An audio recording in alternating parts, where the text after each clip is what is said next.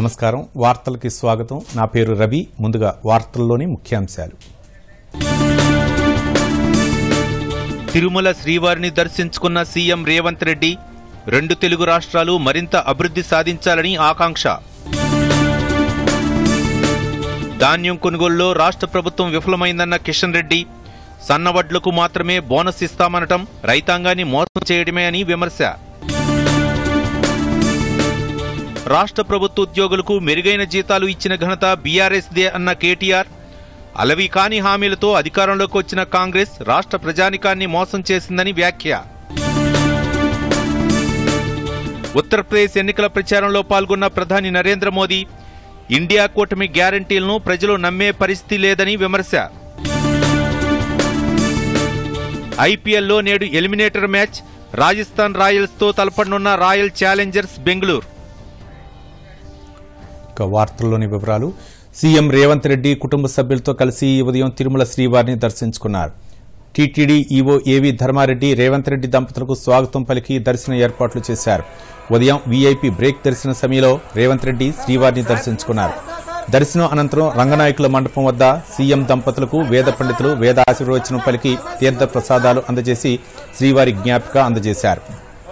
అనంతరం రేవంత్ రెడ్డి మాట్లాడుతూ కాంగ్రెస్ పాలనలో తెలంగాణ రాష్ట్ర రైతులు సంతోషంగా ఉన్నారని చెప్పారు. రాష్ట్రంలో నీటి సమస్యలు తీరి సకాలంలో వర్షాలు కురిశాయని ఏపీలో ఏర్పడనున్న ప్రభుత్వంతో సత్సంబంధాలు ఉండాలని కోరుకున్నట్లు వెల్లడించారు. తెలుగు రాష్ట్రాల ప్రజలు సుఖ సంతోషాలతో ఉండాలని ప్రార్థించారని స్వామివారి ఆశీస్సులతో తెలుగు రాష్ట్రాలు మరింత అభివృద్ధి చెందాలని రేవంత్ రెడ్డి ఆకాంక్షించారు.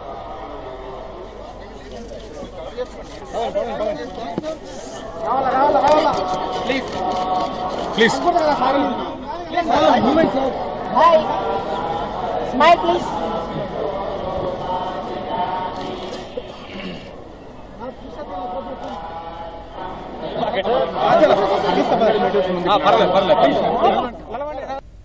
ఈరోజు స్వామివారిని దర్శించుకున్నాం. రెండు రాష్ట్రాల సత్సంబంధాలు కొనసాగాలని, రెండు రాష్ట్రాల అభివృద్ధి పదం వైపు నడవాలని, ఆంధ్రప్రదేశ్లో ఏర్పడబోయే ప్రభుత్వము ఆ రాష్ట్ర ముఖ్యమంత్రితో తెలంగాణ ముఖ్యమంత్రిగా సత్సంబంధాలతో సమస్యలన్నిటిని కూడా పరిష్కరించుకొని కలిసికట్టుగా నడిచి రెండు రాష్ట్రాలు అభివృద్ధి పదం వైపు నడిపించే విధంగా ఒకరికి ఒకరు సహకరించుకొని ముందుకు వెళ్లాలని ఆకాంక్షించను. అదేవిధంగా తెలంగాణ రాష్ట్ర ప్రభుత్వం తరఫున కొండ మీద ఒక సత్రం నిర్మాణము, కళ్యాణ మండపం నిర్మించి తెలంగాణ నుంచి వచ్చే భక్తులకే కాకుండా దేశం నలుమూలల నుంచి స్వామివారిని సందర్శించుకునే భక్తులందరికీ కూడా సౌకర్యాలు కల్పించడంలో తెలంగాణ రాష్ట్ర ప్రభుత్వం కూడా భాగస్వామ్యం తీసుకోవాలనుకుంటుంది.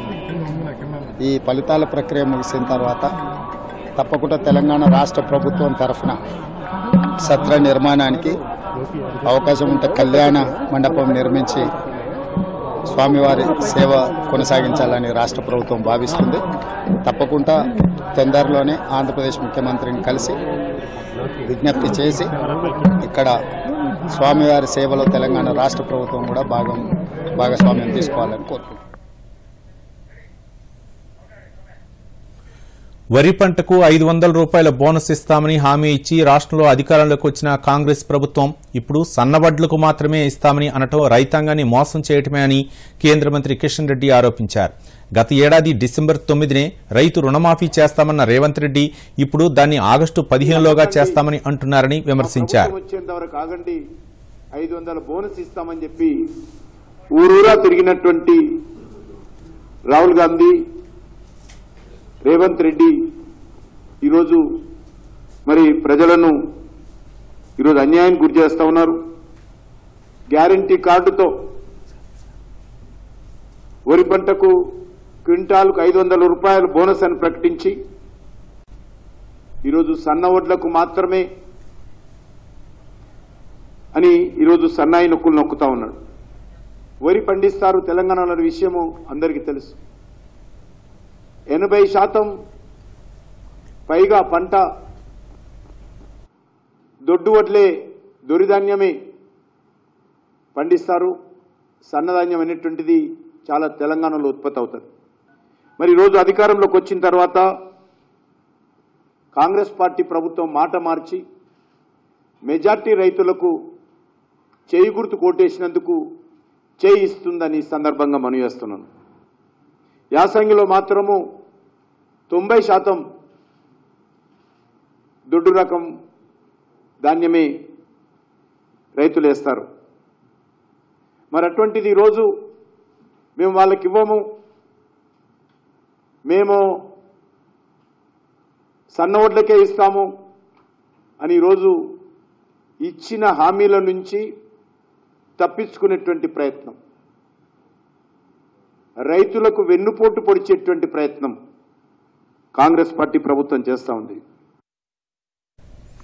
కేంద్ర ప్రభుత్వ ఉద్యోగుల జీతభత్యాల కంటే రాష్ట్ర ప్రభుత్వ ఉద్యోగులకు ఎక్కువ జీతాలు ఇచ్చిన ఘనత కేసీఆర్ ప్రభుత్వానిదేనని కేటీఆర్ అన్నారు. ఎమ్మెల్సీ ఎన్నికల ప్రచారంలో భాగంగా కేటీఆర్ మాట్లాడుతూ పట్టభద్రులు ఆలోచించి ఓటు హక్కు వినియోగించుకోవాలని సూచించారు.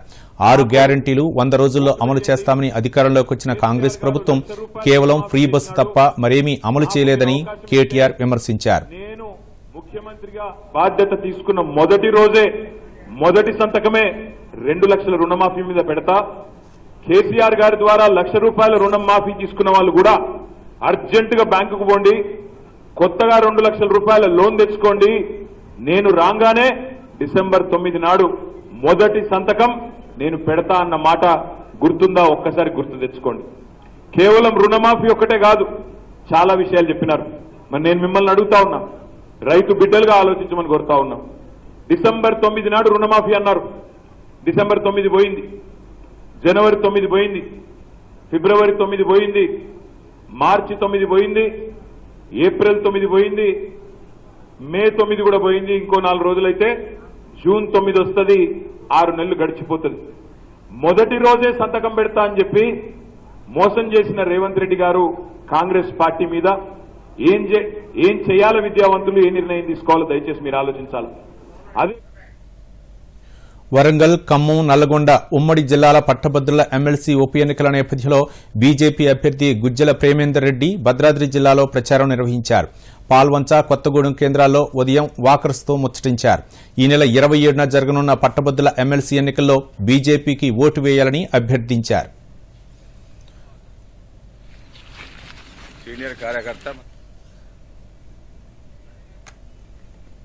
ఈ సందర్భంగా ప్రేమేందర్ రెడ్డి మాట్లాడుతూ బీఆర్ఎస్ అధినేత కేసీఆర్ నిరంకుశ వైఖరి వల్లే ఎన్నికలు జరుగుతున్నాయని అన్నారు. పట్టభద్రులకు కేసీఆర్ అన్యాయం చేశారని ఆరోపించారు. కాంగ్రెస్ పార్టీ మోసపూరిత హామీలతో అధికారంలోకి వచ్చిందన్న ప్రేమేందర్ రెడ్డి పట్టభద్రుల ఎన్నికల్లోనూ కాంగ్రెస్ నెరవేర్చని హామీలు ఇస్తోందని విమర్శించారు. వరంగల్, ఖమ్మం, నల్గొండ పట్టభద్రుల నియోజకవర్గం ఉప ఎన్నికలో భారతీయ జనతా పార్టీ అభ్యర్థిగా నేను పోటీ చేస్తున్నాను. ఈ యొక్క ఎన్నికల్లో 27వ తేదీన జరగబోతున్నాయి. ఈ ఎన్నికల్లో బ్యాలెట్ పేపర్లో సీరియల్ నెంబర్ 1 ఆ యొక్క 1 పక్కన నా పేరు పక్కన 1 అని రాసి మీ ప్రథమ ప్రాధాన్యత ఓటు వేసి గెలిపించవలసిందిగా పట్టభద్రులందరికీ సవినయంగా నేను మనవి చేస్తున్నాను. ముఖ్యంగా కాంగ్రెస్ పార్టీకి కానీ బీఆర్ఎస్ కానీ ఓటు అడిగే యొక్క నైతిక హక్కు లేదు. ఎందుకంటే బీఆర్ఎస్ పార్టీ ఎందుకు ఈ ఉప ఎన్నిక తెచ్చిందో ఫస్ట్ ప్రజలకు సమాధానం చెప్పాలి. నీ రాజకీయ పబ్బం కోసం స్టాండ్ బై ఉపయోగించుకున్నావు, పట్టభద్రులను అవమానపరిచినావు. నీకు ఎమ్మెల్యే కావాలనుకుంటే ఎమ్మెల్యే పోటీ చేయనుంటివి. పట్టభద్రులను పోటీ చేసి ఇంతమంది పట్టభద్రులు నీకు ఓటేసి గెలిపిస్తే వాళ్ళని అవమానపరిచి వాళ్ళ చీదరించుకొని నువ్వు రాజీనామా చేసి పోయినవే. దానికి కారణం ఏంది? ఫస్ట్ చెప్పు, నువ్వు ఎందుకు రాజీనామా చేసినావు అనేది. కాబట్టి అందుకోసమే బీఆర్ఎస్కు ఓటు అడిగే నైతిక హక్కు లేదు. అదేవిధంగా కాంగ్రెస్ పార్టీ ఏదో మాటలు చెప్పి అధికారంకి వచ్చి ఇవాళ ఆ మాటలను నెరవేర్చలేని యొక్క స్థితిలో అబద్ధాలు ఆడుతూ ఇవాళ ఏదో రకంగా గందరగోళం సృష్టించే పనిచేస్తున్నారు. 6 దశాబ్దాల కన్నీటి దృశ్యాలు కాంగ్రెస్ పాలనలో 6 నెలల్లోనే ఆవిష్కృతమయ్యాయని బీఆర్ఎస్ వర్కింగ్ ప్రెసిడెంట్ కేటీఆర్ అన్నారు. 10 ఏళ్లు కనిపించని కరెంటు కోతలు చూస్తున్నామని, విద్యుత్ సబ్స్టేషన్ల ముట్టడులు కూడా కనిపిస్తున్నాయని విమర్శించారు. విత్తనాల కోసం రైతుల మొక్కులు, క్యూ లైన్లో పాస్బుక్లు మళ్లీ చూస్తున్నామని ఆగ్రహం వ్యక్తం చేశారు. కాంగ్రెస్ తప్పులు ఆగటం లేదని, అన్నదాతలకు తిప్పలు తప్పటం లేదని పేర్కొన్నారు. ఈ వైఫల్యాల కాంగ్రెస్ పాలనలో ఇలాంటి విషాద దృశ్యాలు ఇంకెన్ని చూడాలోనని సామాజిక మాధ్యమం ఎక్స్ వేదికగా కేటీఆర్ వెల్లడించారు. లోక్సభ ఎన్నికల ప్రచారంలో భాగంగా ఈరోజు ఉత్తరప్రదేశ్ బస్తీలో నిర్వహించిన బహిరంగ సభలో ప్రధానమంత్రి నరేంద్ర మోదీ పాల్గొన్నారు. ఈ సందర్భంగా ప్రధాని మాట్లాడుతూ పార్లమెంట్ ఎన్నికల్లో బీజేపీ విజయం తథ్యమని అన్నారు.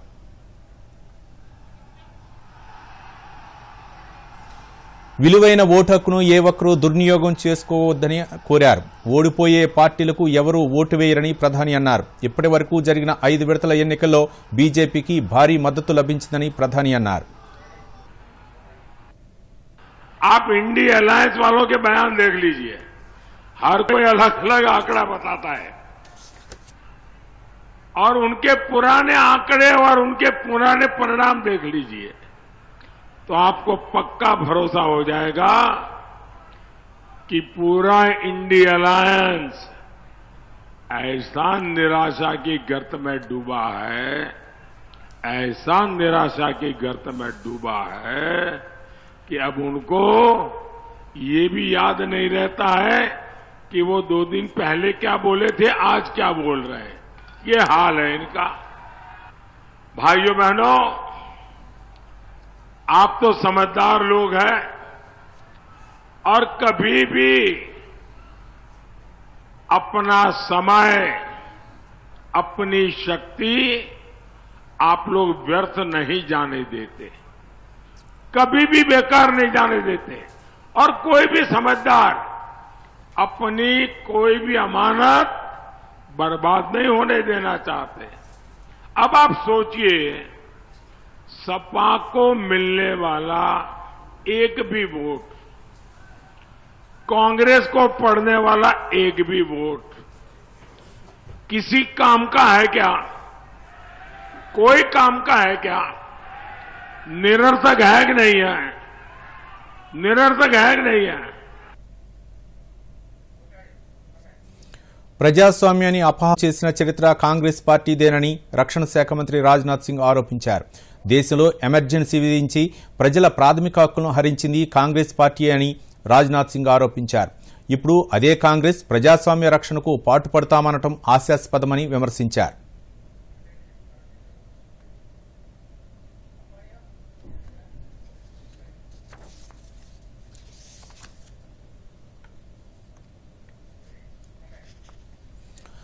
ఈ ఇద్దరు మహిళలు తమ తల్లిదండ్రుల వారసత్వాన్ని కొనసాగిస్తూ రాజకీయాల్లోకి వచ్చారు. ఒకరేమో ఇప్పటికే రాజకీయాల్లో చక్రం తిప్పుతుంటే మరొకరు వానమాలు దిద్దుతున్నారు. వారిలో ఒకరు మెహబూబా ముఫ్తీ ఎంపీగా, ఎమ్మెల్యేగా, ముఖ్యమంత్రిగా సేవలందించి రాజకీయాల్లో తనదైన ముద్ర వేసుకున్న ఆమె ఈ సార్వత్రిక ఎన్నికల్లో మరోసారి ఢిల్లీ బాట పట్టారు. మరొకరు న్యాయవాదిగా పనిచేసి మొదటిసారి లోక్సభ బరిలో నిలబడ్డ బన్సూరి స్వరాజ్. వీరిద్దరి గురించి ఇవాల్టి పోరు ప్రముఖుల్లో చూద్దాం.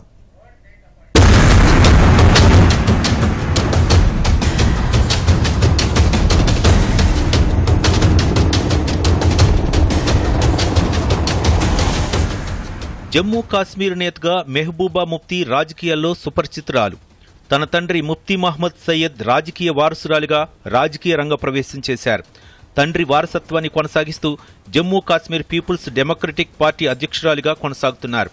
ముఖ్యమంత్రిగా, ఎమ్మెల్యేగా, ఎంపీగా గెలిచిన ఆమె ప్రస్తుతం సార్వత్రిక ఎన్నికల్లో జమ్మూ కాశ్మీర్లోని అనంతనాగ్ నుంచి మరోసారి బరిలో ఉన్నారు. యూనివర్సిటీ ఆఫ్ కాశ్మీర్ నుంచి న్యాయవాద డిగ్రీ పూర్తి చేసిన మెహబూబా ముఫ్తీ తన తండ్రితో కలిసి కాంగ్రెస్ పార్టీలో చేరి రాజకీయ జీవితాన్ని ప్రారంభించారు. 1996లో జమ్మూ కాశ్మీర్ అసెంబ్లీకి జరిగిన ఎన్నికల్లో కాంగ్రెస్ పార్టీ అభ్యర్థిగా బీజ్ మెహ్రా నుంచి ఎమ్మెల్యేగా మొదటిసారి ఎన్నికయ్యారు. అయితే అసెంబ్లీ స్థానానికి రాజీనామా చేసి 1999లో జరిగిన లోక్సభ ఎన్నికల్లో శ్రీనగర్ నుంచి పోటీ చేసి ఓడిపోయారు. మళ్లీ 2002 అసెంబ్లీ ఎన్నికల్లో పెహల్గాం నియోజకవర్గం నుంచి పోటీ చేసి గెలిచారు. ఇక 2004లో అనంతనాగ్ లోక్సభ ఎంపీగా గెలిచారు. 2014లో మళ్లీ అదే స్థానం నుంచి ఎంపీగా గెలిచిన 2016లో రాజీనామా చేశారు. 2016 ఏప్రిల్ 4న బీజేపీతో కలిసి పీడీపీ ప్రభుత్వాన్ని ఏర్పాటు చేసి మెహబూబా ముఫ్తీ సీఎంగా బాధ్యతలు చేపట్టారు. అదే ఏడాది జూన్ 25న అనంతనాగ్ అసెంబ్లీకి ఉప ఎన్నికల్లో పోటీ చేసి గెలిచారు. అయితే 2018 జూన్ 19న ముఖ్యమంత్రి పదవికి రాజీనామా చేశారు. 2019 సార్వత్రిక ఎన్నికల్లో మరోసారి అనంతనాగ్ నుంచి పోటీ చేసి ఓడిపోయారు. మెహబూబా ముఫ్తీ ప్రస్తుత ఎన్నికలో అదే స్థానం నుంచి లోక్సభకు పోటీ చేస్తున్నారు. ఆమెపై జమ్మూ కాశ్మీర్ నేషనల్ కాన్ఫరెన్స్ అభ్యర్థిగా Mian Altaf Mohammad, National Panthers Party నుంచి అర్షద్ అహ్మద్ పోటీ చేస్తున్నారు. బీజేపీ దివంగత మహిళా నేత సుష్మా స్వరాజ్ వారసురాలుగా రాజకీయాల్లోకి అడుగుపెట్టారు బన్సూరి స్వరాజ్. ఇంగ్లాండ్లో ఆక్స్ఫర్డ్ యూనివర్సిటీ నుంచి గ్రాడ్యుయేషన్ పూర్తి చేసిన ఆమె సుప్రీంకోర్టు న్యాయవాదిగా కొనసాగుతున్నారు. 2007లో ఢిల్లీ బార్ కౌన్సిల్లో సభ్యురాలిగా చేరారు. కొంతకాలం పాటు హర్యానా ప్రభుత్వ అడిషనల్ అడ్వకేట్ జనరల్గానూ విధులు నిర్వర్తించారు. న్యాయవాదిగా ప్రముఖుల కేసులు వాదించారు. అలాగే పలు క్రిమినల్ కేసులు వాదించి ఉత్తమ న్యాయవాదిగా పేరు తెచ్చుకున్నారు. 16 ఏళ్లుగా న్యాయ సేవలు అందిస్తున్న బన్సూరి స్వరాజ్ ప్రస్తుత లోక్సభ ఎన్నికలతో రాజకీయాల్లోకి అడుగుపెడుతున్నారు. తన తల్లిదండ్రుల నుంచి రాజకీయ పాఠాలు నేర్చుకున్న ఆమె ప్రత్యక్ష ఎన్నికల్లో పోటీ చేస్తున్నారు. ఢిల్లీ బీజేపీ లీగల్ సెల్ కో కన్వీనర్గా పార్టీ కోసం పనిచేస్తూ కొంతకాలంగా ఢిల్లీలో స్థానిక సమస్యలపై గళం వినిపిస్తూ వస్తున్నారు బన్సూరి స్వరాజ్. ప్రజల సమస్యలపై ఎప్పటికప్పుడు స్పందిస్తూ తల్లి సుష్మా స్వరాజ్ను గుర్తు చేస్తున్నారు. ఈ సార్వత్రిక ఎన్నికల్లో న్యూఢిల్లీ స్థానం నుంచి లోక్సభకు పోటీ చేస్తున్నారు. సిట్టింగ్ ఎంపీని కాదని యువ నాయకురాలు బన్సూరి స్వరాజ్కు కేటాయించింది బీజేపీ. దీంతో తొలిసారి ఆమె లోక్సభ బరిలో ఉన్నారు. అయితే ఆమెపై సీనియర్ నేత సోమనాథ్ భారతిని బరిలో దింపింది ఆమ్ ఆద్మీ పార్టీ. ఈ ఎన్నికల్లో గెలిచి లోక్సభలో అడుగు పెడతామని ధీమాగా చెప్తున్నారు బన్సూరి స్వరాజ్. నరేంద్ర మోదీ ప్రభుత్వంలో ప్రతి ఇంటికి సంక్షేమం, అభివృద్ధి ఫలాలు అందుతున్నాయని, మోదీని మూడోసారి ప్రధానిగా గెలిపించుకోవాలని పిలుపునిస్తున్నారు. మెహబూబా ముఫ్తీ పోటీ చేస్తున్న అనంతనాగ్తో పాటు బన్సూరి స్వరాజ్ పోటీ చేస్తున్న న్యూఢిల్లీ లోక్సభ నియోజకవర్గాల్లో 6వ దశలో భాగంగా ఈ నెల 25న ఎన్నికలు జరగనున్నాయి. తనకున్న రాజకీయ అనుభవంతో మరోసారి గెలుస్తానని ముఫ్తీ, మోదీ చరిష్మాతో తన విజయం ఖాయమని బన్సూరి స్వరాజ్ బలంగా నమ్ముతున్నారు. Bureau report, Doordarshan news. ఇప్పుడు ప్రకటనలు. డిజిటల్ బ్యాంకింగ్ కాలం ఇది. టైం ఆదా చేయాలండి. Digital banking సులువైనది. ఏ చెల్లింపైనా చేసుకోండి. ఎప్పుడైనా ఎక్కడైనా సేఫే, ఫాస్టే. ప్రతి పేమెంట్ వేళ్ల మీద సెట్టే. లావాదేవీల ఆప్షన్స్ ఎన్నో. ఐఎంపీఎస్, ఎన్ఈఎఫ్టీ, యూపీఐ కూడా. 24 గంటలు పనిచేసే పేమెంట్ సులువు, హాయిగా ఉండే. ఆర్బీఐ అంటుంది, విషయాలు తెలుసుకోండి, జాగరూకంగా ఉండండి. భారత ఉపరాష్ట్రపతి జగదీప్ ధన్కడ్ ఈ రోజు ఇరాన్లో పర్యటించనున్నారు. ఆ దేశ అధ్యక్షుడు సయ్యద్ ఇబ్రహీం రైసీ, విదేశాంగ మంత్రి డాక్టర్ హుస్సేన్ అమీర్ మృతికి సంతాపాన్ని తెలియజేసే అధికారిక కార్యక్రమంలో ధన్కడ్ పాల్గొనున్నారు.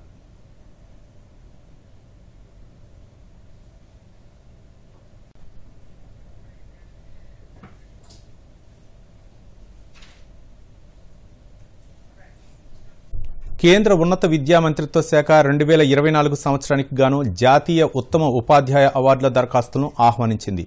బోధన, అభ్యాసం, పరిశోధన, సంస్థాగత సేవ వంటి వివిధ విభాగాల్లో అత్యుత్తమ ప్రతిభ కనపరిచిన వారు ఈ పురస్కారాలకు దరఖాస్తు చేసుకోవాలని సూచించింది.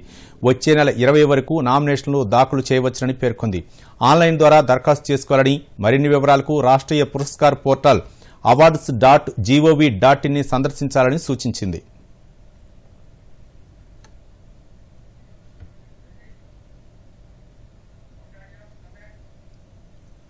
ఢిల్లీ రాష్ట్ర ప్రభుత్వం మొహల్లా క్లినిక్లు నిర్వహిస్తున్నామని చెప్పి ప్రజా ఆరోగ్యంతో ఆటలాడుకుందని కేంద్ర మంత్రి హర్దీప్ సింగ్ పూరి విమర్శించారు. కరోనా వంటి మహమ్మారి విజృంభించిన సమయంలో వాటి డొల్లతనం తేటతల్లమైందని అన్నారు. ప్రధానమంత్రి ఆవాస్ యోజనను అమలు చేసేందుకు నిరాకరించిన ఢిల్లీ సీఎం అరవింద్ కేజ్రీవాల్ తన కోసం మాత్రం అద్దాల భవంతి నిర్మించుకున్నారని ఆరోపించారు. పేద ప్రజలకు లబ్ధి చేకూర్చే కేంద్ర ప్రభుత్వ పథకాలను కాంగ్రెస్, ఆమ్ ఆద్మీ పార్టీలు వ్యతిరేకిస్తున్నాయని విమర్శించారు. 29,976 beneficiaries who have availed of 692.53 crores. So the honest God's truth is, ना इसने आयुष्मान भारत को लागू किया जिसमें 5 लाख रुपए की सुविधा हर परिवार को 1 साल के लिए मिलती है, लागू ही नहीं किया. इन्होंने कहा हमने वर्ल्ड क्लास मोहल्ला क्लिनिक्स बनाए. वो मोहल्ला क्लिनिक्स कहां थे? I hate to say this, but in cow sheds with compounder sitting there. और ये तो आप नॉर्मल केस में आप इधर उधर की कहानियां बना के you can get away with it, but जब महामारी का सामना करना पड़ा, ऑल योर मोहल्ला clinics here collapsed. All right. What happened? We stepped in. We procured the medicine. We produced the medicine. इन्होंने और कांग्रेस पार्टी ने क्या किया?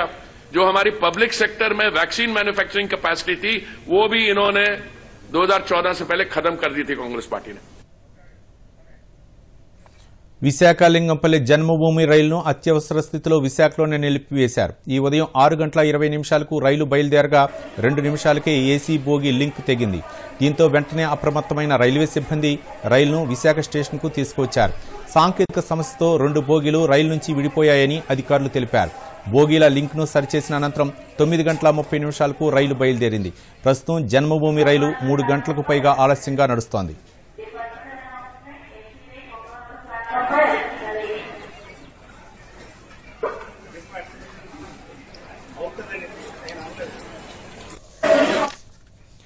క్షయవ్యాధి నిర్మూలనే లక్ష్యంగా తొలిసారిగా 18 ఏళ్లు పైబడిన వారికి బీసీజీ టీకా కార్యక్రమానికి రాష్ట్ర వైద్య ఆరోగ్య శాఖ శ్రీకారం చుడుతోంది.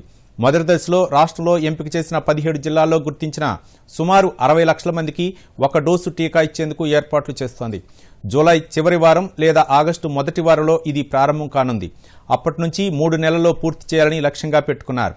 ఇప్పటి వరకు పిల్లలకు బీసీజీ వ్యాక్సిన్ ఇస్తుండగా 2025 నాటికి క్షయ నిర్మూలనే లక్ష్యంగా తొలిసారిగా 18 ఏళ్లు పైబడిన వారికి వ్యాక్సిన్ ఇవ్వనున్నారు.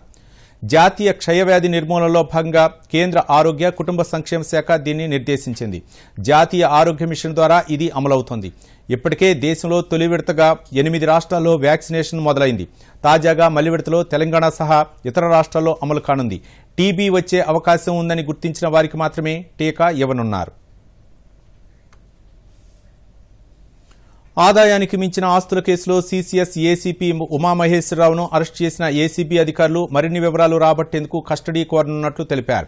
నిన్న ఏసీపీకి చెందిన 14 చోట్ల తనిఖీలు చేపట్టిన ఏసీబీ అధికారులు భారీగా నగదు ఆభరణాలను స్వాధీనం చేసుకున్నారు. ఈ రోజు ఏసీబీ అధికారులు ఉమామహేశ్వరరావును నాంపల్లి కోర్టులో హాజరుపరచనున్నారు. మొత్తం 17 చోట్ల స్థిరాస్తులు ఉన్నట్లు గుర్తించామన్న అధికారులు మరింత లోతుగా విశ్లేషించేందుకు కస్టడీ కోరనున్నట్లు వెల్లడించారు.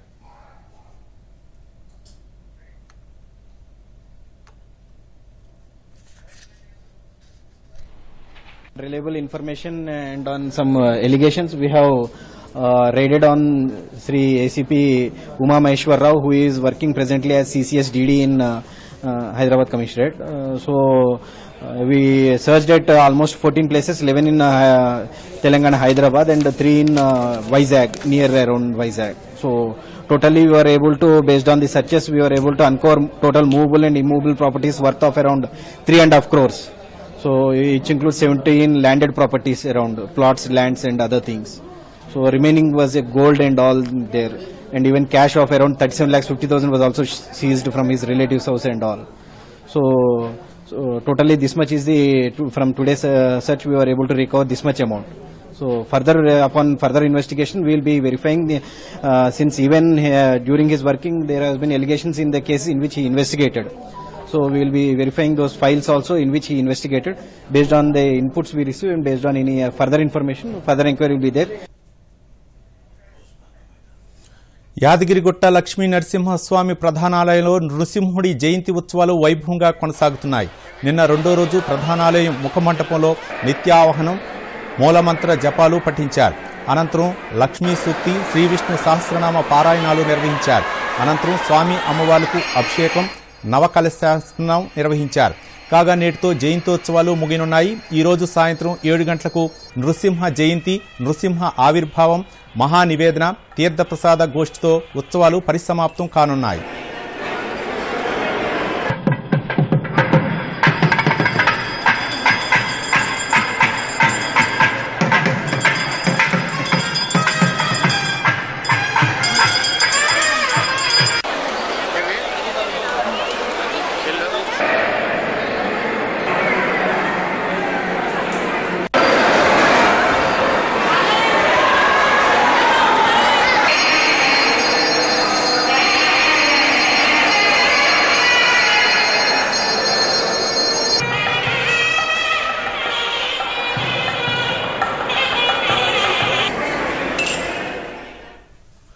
మహబూబాబాద్ జిల్లా కేంద్రంలోని ప్రభుత్వ ఆసుపత్రిలో ట్రాన్స్జెండర్లకు ప్రత్యేక వైద్య చికిత్సా కేంద్రాన్ని ఏర్పాటు చేశారు. ఈ కేంద్రంలో ట్రాన్స్జెండర్లకు ప్రత్యేకంగా తర్ఫీదు పొందిన వైద్యులచే చికిత్సను అందజేస్తున్నారు. ఈ వైద్య కేంద్రంలో ట్రాన్స్జెండర్లు అన్ని రకాల చికిత్సలను పొందవచ్చునని, ప్రతి మంగళవారం ప్రత్యేక వైద్య సేవలు అందుబాటులో ఉంటాయని ఆసుపత్రి ఆర్ఎంఓ డాక్టర్ జగదీష్ తెలిపారు. ట్రాన్స్జెండర్లు శాంతి అహల్యాలు దూరదర్శన్తో మాట్లాడుతూ కొత్తగా ఏర్పాటు చేసిన ఆరోగ్య కేంద్రంతో ట్రాన్స్జెండర్లకు వైద్యులు మెరుగైన వైద్యం అందిస్తున్నారని తెలిపారు. వివిధ జబ్బులకు వైద్యం అందించడంతో పాటుగా ఆరోగ్య సంరక్షణకు జాగ్రత్తలు, సూచనలు, సలహాలు అందిస్తున్నారని తెలిపారు. తమకు ఇటువంటి సేవలను ప్రవేశపెట్టిన ప్రభుత్వానికి ధన్యవాదాలు తెలియజేశారు.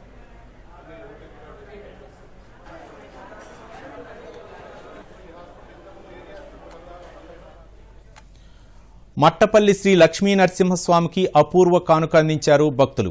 బియ్యపు గింజలపై స్వామి నామాలను రాసి భక్తిని చాటుకున్నారు. ఇందుకోసం 41 రోజులు ఉపవాసం చేశారు. వీటిని వార్షిక బ్రహ్మోత్సవాల సందర్భంగా తలంబ్రాలుగా సమర్పించారు. ఆ వివరాలు చూద్దాం. సూర్యాపేట జిల్లా మట్టంపల్లి మండలంలోని మట్టపల్లి స్వయంభూ శ్రీ లక్ష్మీ నరసింహస్వామి దేవాలయంలో వార్షిక బ్రహ్మోత్సవాలు ఘనంగా జరుగుతున్నాయి. మంగళవారం నుంచి 27వ తేదీ సోమవారం వరకు అంగరంగ వైభవంగా జాతర నిర్వహిస్తున్నారు. ఈ సందర్భంగా భక్తులు తమకు తోచిన స్థాయిలో స్వామివారికి మొక్కులు చెల్లించుకుంటున్నారు. బ్రహ్మోత్సవాల సందర్భంగా నల్గొండ జిల్లా మిర్యాలగూడకు చెందిన భక్తురాలు గేయ వర్షిని 31,116 బియ్యపు గింజలపై నారసింహ నామాలు రాసి స్వామిపై భక్తిని చాటుకున్నారు. దీంతో పాటు ఉగ్రవీరం మంత్రాన్ని 13 బియ్యపు గింజలపై రాశారు. ప్రతిరోజు 3 నుంచి 4 గంటల పాటు మౌనవ్రతం, ఉపవాసం పాటిస్తూ రాయడం మొదలుపెట్టానని వర్షిని తెలిపారు. మిర్యాలగూడకు చెందిన గుంటూరు శ్రీనివాస్, శ్రీలక్ష్మి దంపతుల కుమార్తె గేయ వర్షిని తన తండ్రి కోరిక మేరకు బియ్యపు గింజలపై రాయడం మొదలుపెట్టి 41 రోజుల్లో పూర్తి చేసినట్టు తెలిపారు. వీటిని మట్టపల్లి స్వయంభూ శ్రీ లక్ష్మీనరసింహస్వామి ఆలయంలో కళ్యాణం సందర్భంగా తలంబ్రాలుగా సమర్పించడం ఆనందంగా ఉందన్నారు. మట్టపల్లిలో జరిగే లక్ష్మీనరసింహస్వామి కళ్యాణానికి 2005 నుంచి మా నాన్నగారు వెళ్ళేవారు. అప్పుడు తలంబ్రాల పైన నరసింహస్వామి నామాన్ని రాయాలన్న ఆలోచన మా నాన్నగారికి వచ్చింది. కానీ వారు రాయలేకపోవడం వల్ల నేను చేయాలని అనుకున్నాను. వారి కోరిక నేను నెరవేర్చాలని అనుకున్నాను. 41 రోజుల్లో 27,116 గింజల పైన స్వామివారి నామాన్ని రాయగలిగాను. సంక్రాంతి అప్పుడు మొదలు పెట్టాను ఈ కార్యాన్ని. మౌనవ్రతం పాటిస్తూ రాస్తున్నాను. ఉగ్రం వీరం మహావిష్ణుం మంత్రాన్ని 13 బియ్యపు గింజల పైన రాశాను. రోజులు 5 నుండి 6 గంటల వరకు ఉపవాస దీక్షలతో రాస్తున్నాను. Bureau report, Doordarshan news. IPL 17వ సీజన్లో ఈరోజు రాజస్థాన్ రాయల్స్ ఛాలెంజర్స్ బెంగళూరుల మధ్య ఎలిమినేటర్ మ్యాచ్ జరగనుంది. అహ్మదాబాద్ వేదికగా జరగనున్న ఈ మ్యాచ్లో గెలిచిన జట్టు క్వాలిఫైర్ 2కు అర్హత సాధించనుంది. సీజన్ ఆరంభంలో వరుస విజయాలతో చెలరేగిన రాజస్థాన్ ఆ తర్వాత లయ కోల్పోయింది. మరోవైపు బెంగళూరు జట్టు ఆరంభంలో వరుస పరాజయాలు ఎదుర్కొని చివరి దశలో అనూహ్యంగా పుంజుకొని 6 విజయాలతో ప్లే ఆఫ్స్లో అడుగుపెట్టింది. బెంగళూరు జట్టు తరపున విరాట్ కోహ్లీ అన్నీ తానై వ్యవహరిస్తున్నాడు. ఏమాత్రం అవకాశాలు లేని దశలోనూ విశ్వాసం కోల్పోని కోహ్లీ అత్యుత్తమ ప్రదర్శనతో జట్టును ముందుండి నడిపించాడు. బ్యాటింగ్లో కోహ్లీతో పాటు du Plessis, Maxwell, Cameron Green, Rajat Patidar, Dinesh Karthik కీలకం కానుండగా ఫెర్గూసన్, యాష్ దయాల్, మహమ్మద్ సిరాజ్ బౌలింగ్ భారం మోపనున్నారు. మరోవైపు రాజస్థాన్ రాయల్స్ కు కెప్టెన్ సంజు శాంసన్, రియాన్ పరాగ్ ఫామ్ ఈ స్థాయికి చేర్చింది. జోస్ బట్లర్ స్వదేశానికి తిరిగి వెళ్లడం రాయల్స్ కు ఎదురుదెబ్బ కాగా యశస్వి జైస్వాల్ రాణించాల్సిన అవసరం ఉంది. అయితే బౌలింగ్ విభాగం మాత్రం బెంగళూరు కంటే రాజస్థాన్ మెరుగ్గా కనిపిస్తోంది. ట్రెంట్ బౌల్ట్, సందీప్ శర్మ, అవేష్ ఖాన్, రవిచంద్రన్ అశ్విన్, యజేంద్ర చాహల్ మంచి ఫామ్లో ఉన్నారు. నైరుతి బంగాళాఖాతంలో అల్పపీడనం ఏర్పడే అవకాశం ఉందని భారత వాతావరణ శాఖ తెలిపింది. ఇది ఈశాన్య దిశగా పయనించి 24 గంటల మధ్య బంగాళాఖాతంలోకి ప్రవేశించి అక్కడ వాయుగుండంగా బలపడే అవకాశం ఉందని పేర్కొంది. ఈ నెల చివరి వరకు తుఫానుగా మారొచ్చని వెల్లడించింది. నైరుతి బంగాళాఖాతానికి ఆనుకుని తమిళనాడు పరిసర ప్రాంతాలపై ఉపరితల ఆవర్తనం కొనసాగనుంది. దీని ప్రభావంతో ఆంధ్రప్రదేశ్లో 5 రోజుల పాటు ఉరుములు, మెరుపులతో కూడిన వర్షాలు పడనున్నాయి. పశ్చిమ మధ్య బంగాళాఖాతంలో ఏర్పడిన ఉపరితల ఆవర్తనం కారణంగా తెలంగాణలో పలు జిల్లాల్లో వర్షాలు కురిసే అవకాశం ఉందని భారత వాతావరణ కేంద్రం వెల్లడించింది. ఇక మరోసారి ముఖ్యాంశాలతో ఈ వార్తల్ని ముగిద్దాం. నమస్కారం. దూరదర్శన్ యాదగిరి వార్తలను ఇప్పుడు సోషల్ మీడియాలో కూడా చూడవచ్చు. యూట్యూబ్ అయితే డీడీ న్యూస్ తెలంగాణ, ట్విట్టర్ అయితే DD news Telangana @DD Yadagiri news మరియు ఫేస్బుక్ అయితే డీడీ న్యూస్ తెలంగాణలో చూసి సబ్స్క్రైబ్ చేసి లైక్ చేయండి, షేర్ చేయండి. తిరుమల శ్రీవారిని దర్శించుకున్న సీఎం రేవంత్ రెడ్డి 2 తెలుగు రాష్ట్రాలు మరింత అభివృద్ధి సాధించాలని ఆకాంక్ష. ధాన్యం కొనుగోలులో రాష్ట్ర ప్రభుత్వం విఫలమైందన్న కిషన్ రెడ్డి, సన్నవడ్లకు మాత్రమే బోనస్ ఇస్తామనటం రైతాంగాన్ని మోసం చేయడమే అని విమర్శ. రాష్ట్ర ప్రభుత్వ ఉద్యోగులకు మెరుగైన జీతాలు ఇచ్చిన ఘనత బీఆర్ఎస్దే అన్న కేటీఆర్, అలవి కాని హామీలతో అధికారంలోకి వచ్చిన కాంగ్రెస్ రాష్ట్ర ప్రజానికాన్ని మోసం చేసిందని వ్యాఖ్య. ఉత్తరప్రదేశ్ ఎన్నికల ప్రచారంలో పాల్గొన్న ప్రధాని నరేంద్ర మోదీ, ఇండియా కూటమి గ్యారంటీలను ప్రజలు నమ్మే పరిస్థితి లేదని విమర్శ. ఐపీఎల్లో నేడు ఎలిమినేటర్ మ్యాచ్ రాజస్థాన్ రాయల్స్తో తలపడనున్న రాయల్ ఛాలెంజర్స్ బెంగళూరు.